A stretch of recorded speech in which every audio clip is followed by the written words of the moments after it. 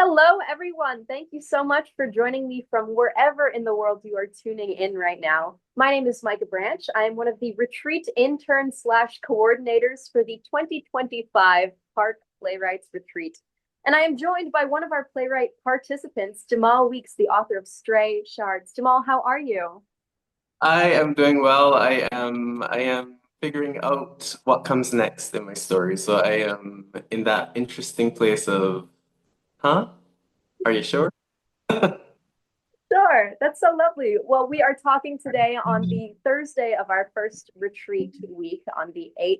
It is a beautiful sunny day outside. I feel very inspired to go out and muse and ponder myself, but we're here to chat for a little bit about you, your play, and your writing process. So I guess to start off, how has your time at the retreat been so far here in Sackville? How has being here like influenced you or affected your writing?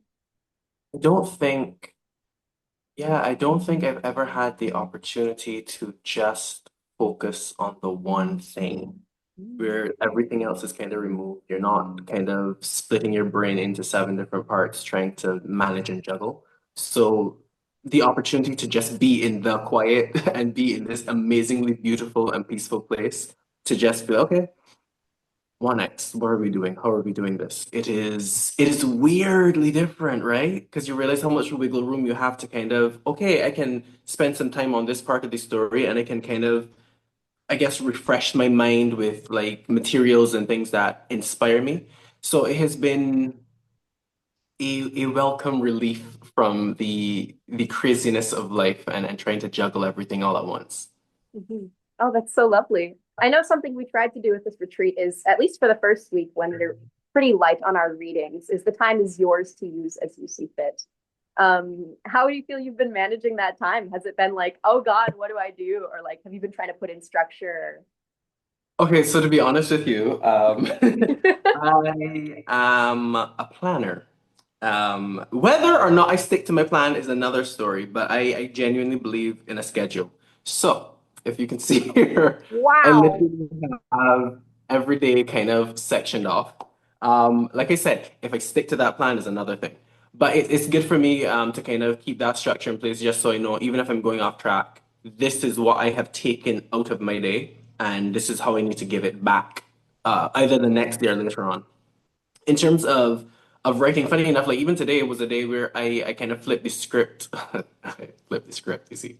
But I changed it up a little bit because I ended up writing the first thing this morning, which is not something I usually do. I usually get into my day first, kind of go to the gym, do a little bit of thinking, and then go into writing. But I have a meeting with my dramaturge later, so I said, for us to have even more of a conversation about this script and about this work, let me get to it. Let me get to going, you know. And in terms of time management, one of the things that I also find quite helpful is the times we have as a group to either discuss work, discuss ideas, or thoughts on things. So, for example, last night we had the in their own word session, and it's funny because I was thinking about it this morning, and I was like, it felt like a masterclass in how to create because it's like I'm seeing everyone's different work and their pieces, and it's like, oh, this is a concept and a way of attacking this device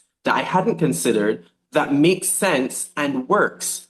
Okay, let me take a note on how this might impact me approaching this particular part of my story with that same device and let me examine my own approach to this thing and see if it is as effective as I'm seeing kind of played out. And then the other sessions where we have round tables and we talk and we discuss what's your inspiration for doing things and so on. It's really almost like at the end of the day, it's like a refresher and a moment to just kind of, okay, let it all go. You are a writer, embrace the writing and embrace the uncertainty of that. That's so beautiful. I found it so motivating as well to see, I guess, recurring themes or motifs coming up, but approached very, very differently. I know last night a few people ended up talking about the moon or bodies and mothers and loss. Um, and it was so inspiring also to see folks who, at least from my perspective, were a bit anxious to go on stage or didn't have all their writing figured out yet. I was like, oh, the real playwrights do that too. you know? It's not just something we feel of those of us who are leaving academia behind. That was Yeah, lovely. it Yeah. is. And that's a funny thing because even in the roundtable discussions, I remember I was like, similar to you, I was like, oh, you guys feel that way too? Like, it's not just me. For real, I'm not alone in this feeling. Like, I thought you guys had it all figured out, and I'm just kind of floundering and trying to like, fake it till you make it. Mhm. But I think it's good to have a community that understands where you're coming from creatively, Yeah. to lean on them and to kind of alleviate that fear and pull you from that pit of, oh my goodness, what am I doing? That's so lovely. I'm curious as well, in terms of where we draw our inspiration from as writers and storytellers. Are there specific people or things, themes, events in your life that inspire you as a writer? Where do you draw from? I think, funny enough, I draw from curiosity. I think sometimes the idea to write something comes from a place of, I wonder what would happen if. And I see that situation, but suppose this happened instead. How would that play out and what would that mean? If I were that person, what would I do? And as a result of that, it kind of becomes a thing of exploring a different dimension of a world or an idea or thought that I was presented with in real life. Um, and wondering if we were to go down that line, how would it end? You know? So I think my motivation and my inspiration often comes from that place of curiously thinking and wondering, but suppose. Mm, that's so lovely. Um, I was speaking earlier to Nabila and Saif, the authors of Binja, the playwrights, and they were talking too about how specifically theater for young audiences opens the door to a different kind of creativity that we kind of shut ourselves out of, I feel, as we grow. And I think theater is a very inviting medium to re-invite us to be curious about the worlds and the places we're in as storytellers. I think And to that's really engage in beautiful. play. Yeah. Yeah. I wonder as well to flip the script myself. Would you tell us a little bit about the one you're working on, Stray Shards, and I guess where you're drawing inspiration from there? Feel free to give us a little synopsis if you're able. I know that's very hard for me, how to condense a whole story into a few words. I'd say Stray Shards is a play inspired, but not necessarily based on personal experience. My father has dementia, and the result of that is wondering what happens to a person and in their mind when they go through this loss of place. Because I think what happens with dementia in some ways, and I mean, I don't know because I'm not living it, but in my mind, it's you're disoriented because what was and what is are no longer anchored. They're kind of floating and colliding. So having heard and experienced him in different states of being, I guess, I wondered how would that feel on stage? How would it be to explore that reality of shifting reality, I guess? But then with Stray Shards specifically, what I wanted to do was explore the relationship between this elderly gentleman and his wife as they navigate these waters, dealing with themes of regret and hopelessness and also love. So because here's the thing, right? As we get older, I think some of us have a tendency to look back at life and be like, I could have done this differently. But then if you add to that this disorder, this disease that causes you to no longer be able to tether yourself to what was and what is, then it becomes this almost haunting and kind of tormenting thing in some ways, I would think, right? Where you're plunged into the regrets, into the moments that make you feel uncomfortable. And if we see that on stage with these two characters, where one is anchored in reality, but subject to that other person's chaotic, I don't know if it'd be misreality or surreal experience, but she's subject to it because she, as a caregiver, has to kind of, for want of a better word, deal with it. She has to coach him through the struggle. So, Stray Shards, in short, is a story about a couple navigating the pains and struggles around dementia and around their relationship under the microscope of that thing, right? You're looking and you're examining, oh, yes, this did happen in the past and it is still haunting us to this day. Yeah. Or this did happen in the past and this is why I stuck with you and this is why I love you. That's so beautiful. Thank you for sharing. And I think theater as a medium, I say this for everything, but I mean it this time. I mean it every time. It's a medium specifically equipped to deal with things like this, experiences of the mind or memory, and bringing a certain like corporeality into surrealism. You can experience something that this character is experiencing right in front of you in real time. And I think that's very powerful. Lovely. I would love to know as well, I guess something I'm learning as I go through this retreat is that everyone writes and creates very differently. Mhm. For one playwright, their writing process might look like a long walk on waterfowl, or for someone, it might look like I'm sitting down and I am not finished. I'm not standing up until I've finished a chapter or a sentence. So I would love to hear, how do you write as a playwright? Is there anything about your process that you would like to highlight for us? I think I'm a baby playwright, so I'm still finding my legs and working it out. But Hmm. what I will say, because I'm a writer outside of theater as well, and one thing that I am a talker. And as a result of that, I love storytelling. I love oral storytelling. So because of that, what I find I do often is I lean on dictation. So I will legitimately press record on my phone, or I will just go with speech to text, and I'll just start telling the story. I'll start kind of going through it, and whatever I am seeing, I describe and I look at and I kind of engage with those things. The other thing I do, and I have a tendency to do it often, is I pace. And it's not even a conscious thing, but I just read, yeah, Me exactly. too. Me There's too. Yeah. something about it that makes you feel like, okay, cool. Yeah. And you get carried away and you're going and just talking and I'm going through. Actually, funny enough, I walked from here, I think it was today's Thursday. Today's Yes. Thursday. So on Tuesday, I was working on some stuff that my dramaturg had kind of guided me on, right?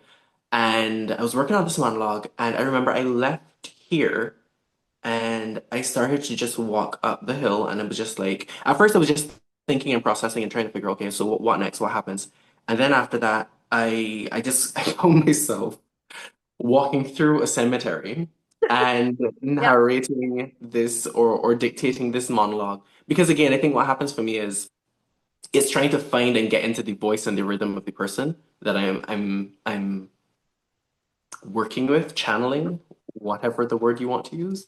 And so I'm kind of like talking it out with her because it was Andrina, the character Andrina at the time. The characters are Matthew and Andrina. And I was talking in her voice, in her words, and just going through the cemetery. And for some reason, it was helpful because you're just constantly engaged in movement and voice, and something about it helps. Like I can't fully figure out yet what that is. And I can do it still and steady too, but definitely talking it out and saying these words to my phone really makes a difference for me. Yeah. I love the idea of playwriting as a physical act in the body and not just something in the mind. Um, Yeah. it's meant to be performed by a body, and channeled through that as well. So I find that very interesting. And Tantramar is the perfect town for that. I know exactly which cemetery you're talking about.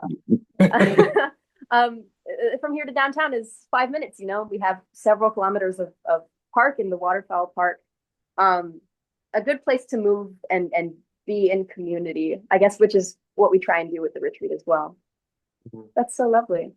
Um, yeah, you've shared so much, Jamal. I'm so grateful to be here, not just with you, but to like see how everyone's processes differ. I've heard of a few playwrights who will use like voice memos, or others who will just like purely write. Some wanted sticky notes or scrap paper to write out and see it on the wall, that part of the brain as well. And so much of what I'm grateful for is to see that there's no one right way to do it, and everyone has something to offer. Um, I mean, to be honest with you, and my thing is, let me take a note. Let me borrow this approach because it might be useful to me later. Like I definitely believe that I should probably do the cue card thing. I should do the sticky notes just to try it. Haven't gotten there yet. I need to get some sticky notes, but I think I'm gonna try it at some point. mhm. As the intern, I can get them for you. That's my job. Hey. Lovely. But I'm so grateful for all the things you shared. Is there anything else you would like to share about what it's been like, or things you feel like you want to share with the world? Um, yeah, actually, there was one thing that I think I was saying this recently, and I said it to Santiago, the director of Park, and it's something that he kind of it was hammered home to me during our second roundtable, I think it was, where the first draft does not need to be polished, does not need to be perfect, and it does not need to be poetic. All those P's. But the truth is, and it also does let me put it like this. I was trying to perfect page one or two or three of my script. And I was like, oh, but how is the dramaturg gonna like when he reads it, is it gonna come across as poetic as it needs to? And then it's like, but who cares? It doesn't matter. The thing that matters in this moment when you're writing your first draft is you get the thing out of your head, you look at it, and then you make some decisions. And I've worked before with writing where it comes out ugly, it comes out unformed and not ready for the world. It comes out that way. And then you shape it, right? I think I get very uncomfortable with the idea of, but it's not ready for the world to see it yet. It's not ready for anyone to read it. And I get so uncomfortable. I want to make it perfect. I want to make it good. And then I was like, no, just let it all out first, you know? So I think the thing that I've come to further embrace is the ugly stage of writing, where it's not what you want it to be. You know it can be better, and that's okay. It doesn't have to be when you first start what you want it to be. Absolutely. You can edit a first draft, but you can't edit nothing. Come all the I way stole it through. from the Yeah, internet. It's not mine. it's all good. Borrowing, inspired by. Um, but I want to thank you so much, Jamal. You have given us so much to think about. And thank you for letting the rest of the world into the goings on of the retreat, all these secret activities, not really.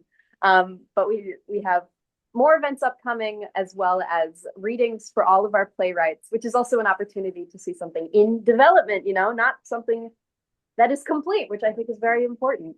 But I want to thank you so much for your time, and I wish you the best of luck with the rest of the retreat. I wish you productive writing and inspiration, and the community that we are working very hard to build, and you are contributing to. So thank you so much. Cheers. Thank you as well. It was a good chat.